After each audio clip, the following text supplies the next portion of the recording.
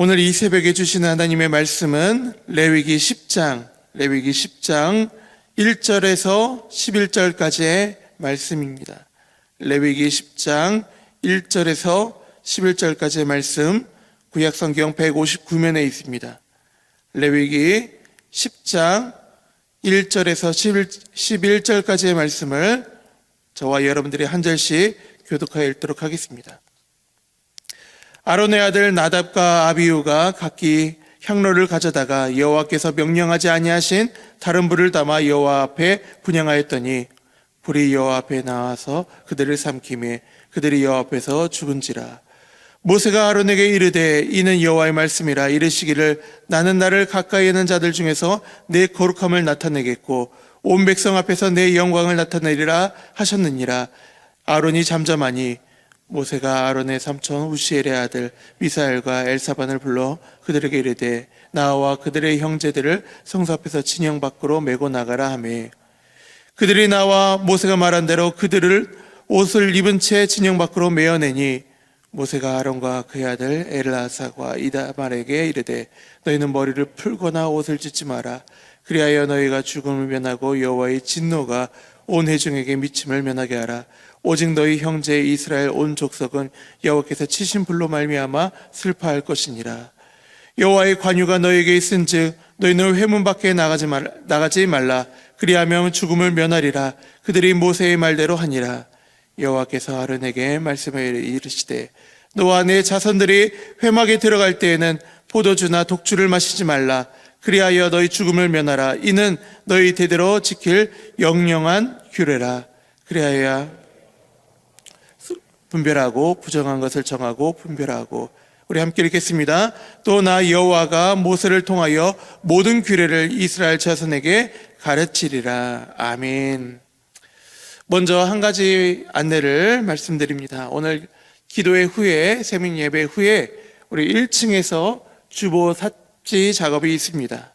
우리 늘 이제 매주 주보 작업을 하고 계신 분들이 많으신데 오늘 특별히 시간적인 여유가 있으신 분들은 함께 자리에 하셔서 우리 섬겨주시면 감사하겠습니다.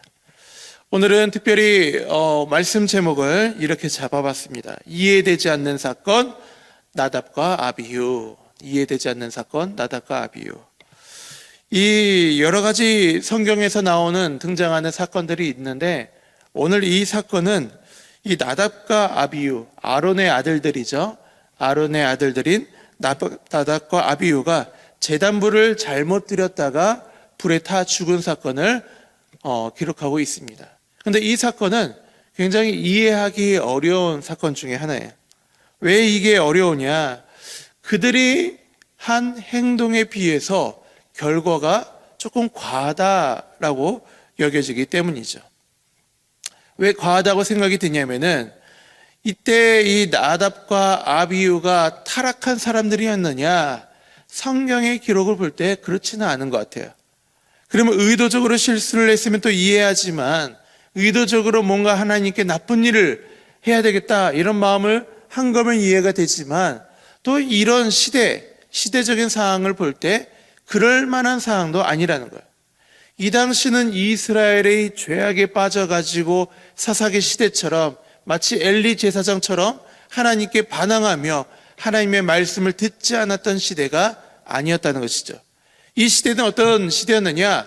바로 직전을 보면은 아론과 두 아들을 하나님께서 제사장으로 여기시고 제사 규례를 만드시고 하나님께 더욱더 가까이 나아가기 위해서 발버둥을 치던 그런 시기라는 것이죠.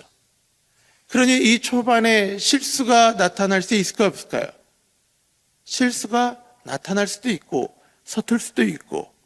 그런데 하나님께서 그런 부족함을 보고 연약함을 보고 조금 감싸줄 만도 한데 다른 불을 들였다고 해서 죽여버렸다는 거예요. 이게 너무 조금 과한 거 아니신가? 하나님이 좀 봐줄 만도 한데 왜 그러시는가? 그래서 어떤 신학자들은 이 나답과 아비후의 사건과 그리고 이후에 벌어지는 다윗의 시대 때 우사라는 사건이 또 벌어지죠. 이 관이 떨어질까 봐 법궤가 떨어질까봐 잡았다고 해서 또 하나님께서 죽여버리시는 거예요. 이거는 신앙적으로 출발하던 시기이기 때문에 하나님의 본보기 사건으로 그 사건으로 바라봐야 된다라고 하는 학자들도 있다. 그런데 이 본보기라는 말로 이해하기에는 하나님은 어떤 분이십니까? 잃어버린 한 마리의 양도 찾기를 원하시는 그 목자이시요, 잃어버린 드라크마를 찾기 위해서 또 애쓰는 그 하나님의 그 갈급한 마음, 영혼을 사랑하는 마음을 가지신 분이 하나님이시잖아요. 그런데 이렇게 했다고 죽여버리고 저렇게 했다고 죽여버리고, 이게 조금 하나님께서는 70번이라도 7번이라도 70번씩 용서하라고 하셨는데 이거 너무한 거 아니십니까? 라고 우리는 생각할 수가 있다는 것이죠. 이 나답과 아비후가 이 벌받은 것이 또 이해가 안 되는 부분 중에 하나는 무엇이냐? 하나님께서 진노하신 이유가 명확치 않다는 거예요. 성경에서 본문, 우리가 오늘 특별히 1절을 보면은, 우리 1절 한번 다 같이 읽어볼까요? 아론의 아들 나답과 아비후가 각기 향로를 가져다가 여호와께서 명령하지 아니하신 다른 불을 담아 여호와 앞에 분향하였더니, 여기에서 말하는 이 나답과 아비후가 드린 잘못은 딱 하나, 다른 불을 드렸다는 거예요. 다른 불. 그런데 이 다른 불이 도대체 뭐냐? 여러 가지 견해들이 나와요. 첫 번째는 말 그대로 하나님께서 주신 불씨가 아닌 다른 불씨로 하나님께 드렸다, 이게 잘못이고, 두 번째는 출애굽기 30장 9절에 나온 대로 말씀대로 지정해 놓으신 향, 이 불 안에 집어넣는 향이 있거든요. 향이 지정해 놓으신 향대로 집어넣지 않고 다른 향을 넣었다. 그래서 다른 불이 되었다. 세 번째는 하나님께서 지정하신 시간이 아닌 다른 시간에 드렸다. 그리고 오늘 본문에도 보면은 여러분들 뭐라고 됩니까? 9절 한번 읽어볼까요? 너와 내 자손들이 회막에 들어갈 때에는 포도주나 독주를 마시지 말라. 그리하여 너희 죽음을 면하라. 이는 대대로 너희들이 지킬 영영한 규례라. 여기에서 죽고 난 이후에 하나님께서 경고하시는 것은 포도주와 독주이니 분명히 나답과 아비후가 술 취한 채로 들어갔다. 그러니 이 부분에서 다른 불로 드렸다는 것은 이 술 취한 채로, 뭔가 취한 채로 다른 불을 드렸다. 이런 말로 여러 가지 견해들이 있습니다. 학자들의 견해들이. 근데 이 견해들은 다 달라요. 어떤 게 맞는지는 우리가 알지는 못하지만, 우리가 여기에서 중요한 핵심은 무엇이냐? 그들이 반역한 마음을 품고 했거나 실수를 했거나 뭐가 됐든지 하나님께서 명령하신 대로 이들이 행하지 않았다는 것이죠.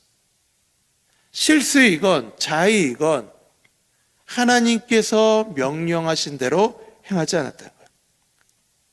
그런데 저는 그때마다 이런 질문을 던집니다. 하나님이 너무 왜 이렇게 복잡하게 규례를 만들어 놓으셔서 우리를 얼마매 놓고 우리가 거기 지키지 못한다고 우리를 치실까? 이것저것 계명 만들어 놓고 걸려 넘어지게끔 만드시는 거 아닌가? 근데 아무리 생각해도 또 하나님은 그런 분은 아니시잖아요. 근데 질문의 끝을 잡고 그 끝을 질문하는 가운데 그 가장 중요한 질문이 하나가 있었다는 것을 제가 깨달았습니다. 그 질문이 무엇이냐면, 하나님 앞에서 우리는 어떠한 존재인가라는 질문이에요. 하나님 앞에서 우리는 어떠한 존재입니까? 이 질문을 여러분들이 던지게 되면은 우리는 이 사건을 이해할 수 있게 돼요. 로마서 9장 19절에서 20절 제가 한번 읽어드리겠습니다. 혹 내가 내게 말하기를 그러면 하나님이 어찌하여 허물하시느냐? 누가 그 뜻을 대적하느냐 하리니, 이 사람아 내가 누구기에 감히 하나님께 반문하느냐? 지음받은 물건이 지은 자에게 어찌 나를 이같이 만들었느냐 말하겠느냐? 욥 40장 1절입니다. 욥기 여호와께서 또 욥에게 일러 말씀하시되 트집 잡는 자가 전능자와 다투겠느냐 하나님을 탓하는 자는 대답할지니라. 욥이 여호와께 대답하여 이르되 보소서 나는 비쳐나오니 무엇이라 주께 대답하리이까 손으로 내 입을 가릴 뿐일 로소이다. 여기서 말하는 욥기에 대한 내용도 마찬가지고 로마서에서 말하는 내용도 마찬가지고 여기서 반복하는 내용은 무엇이냐? 너가 하나님과 대할 수 있는 존재냐라는 거야. 너가 하나님과 질문에 대답할 수 있는 존재냐? 하나님과 감히 교제할 수 있는 존재냐? 그렇지 않다는 거야. 그렇지 않다는 거야.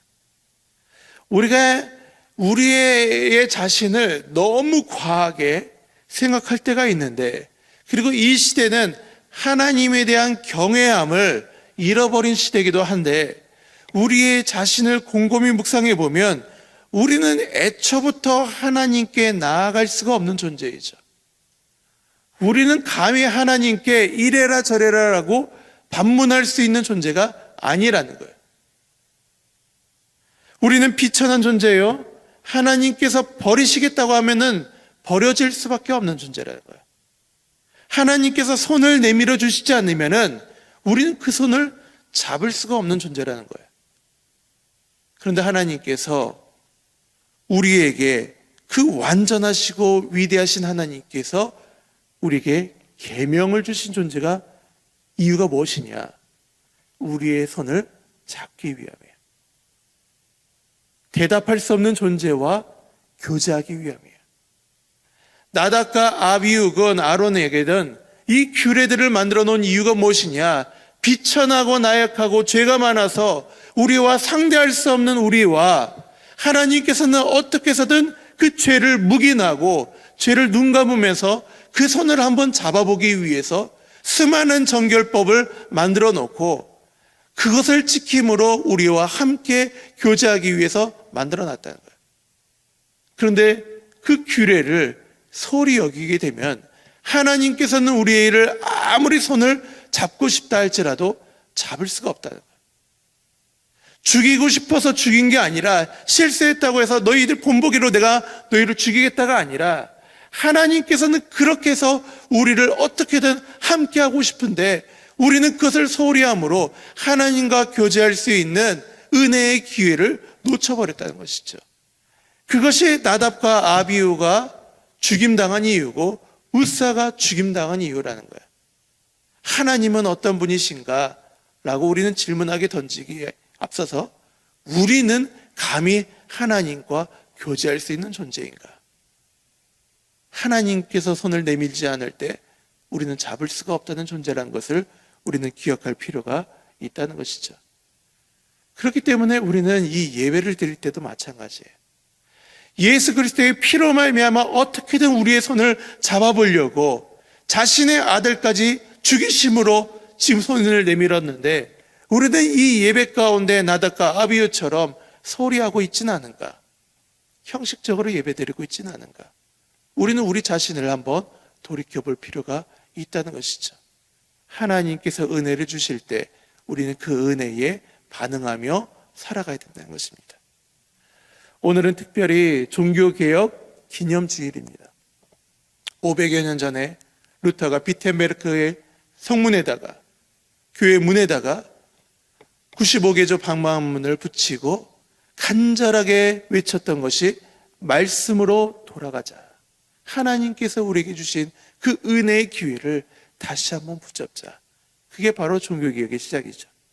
우리가 이 말씀을 받은 존재로서 정말 하나님께서 주신 그 은혜 가운데 내밀은 그 손을 소홀히 하지 않고 정말 간절한 마음으로 나아가시는 저와 여러분들이 되시기를 간절히 축원드립니다. 내일을 또 특별히 새생명 축제를 위한 특별 새벽 기도회가 진행됩니다. 그때 하나님께서 주실 말씀을 기대함으로 저는 더 가까이 나아가기를 소망합니다. 그때마다 하나님께서 특별한 은혜로 우리 가운데 화답하는 은혜로 나를 존중히 여기는 자를 내가 존중히 여기겠고 나를 경멸하는 자를 내가 또한 경멸하리라 하는 그 말씀처럼 하나님을 존중히 여길 때 하나님께서 그 가운데 역사하시는 그 존중의 여김의 은혜를 우리 모두가 충만케 누리기를 간절히 소망합니다. 기도하겠습니다. 하나님, 이 시간 가운데 나답과 아비후의 사건을 바라보면서 하나님께서 우리를 향하여 내민 그 손을 소홀히 여기는 모습을 다시 한번 묵상하게 됩니다. 하나님, 우리가 예배를 드리면서 기도의 자리로 나아가면서 하나님께서 우리에게 손에 들려주신 말씀을 또한 읽으면서 우리는 이것을 너무 소홀히 여기고 있지는 않은가, 우리가 당연시 여기고 있지 않은가, 우리 자신을 되짚어 봅니다. 오늘 이 시간을 통하여서 깨닫게 해주신 그 말씀을 우리 또한 실천하기를 간절히 소망하오니 오늘 주시는 예배 가운데 마음과 뜻과 힘을 다하여 예배드리게 해주시고, 그리할 때 우리 가운데 이전에 누려보지 못했던 충만케 채우시는 은혜를 만끽하는 오늘 복된 주일로 보내게 하여 주시옵소서. 이 모든 말씀 우리 주 예수 그리스도의 이름으로 기도드리옵나이다. 아멘.